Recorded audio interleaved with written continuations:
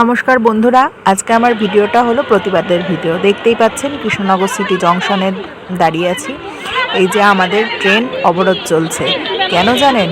প্রত্যেক দিন আমরা ডেলি প্যাসেঞ্জারিরা যারা যাই, দেখতেই পাচ্ছেন অধিকাংশ সবই টিচার দিদিমণিরা আছে, কিছু কিছু হেলথের দিদিরাও আছে। আমরা রোজ কষ্ট করে দুবেলা যাই, ভোরবেলা বেরোই আর বিকেলবেলা আসি। কিন্তু এরা কি করেন? এরা একটা লোকাল ট্রেন না দিয়ে সেই লালগোলা ছোটো কামরাওয়ালা লেডিস সেই ট্রেন দেয়। এবার অধিকাংশ মহিলারাই আমরা দাঁড়িয়ে দাঁড়িয়ে অত দূর যাতায়াত করি।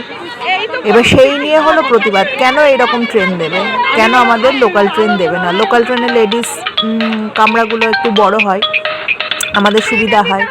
সেই জন্যই এই প্রতিবাদ আন্দোলন। এই ট্রেন লাইনে আমরা সব বসে পড়েছি আজকে বিক্ষোভ দেখানোর জন্য রেল কর্তৃপক্ষের বিরুদ্ধে। এই যে আমাদের বিক্ষোভ চলছে।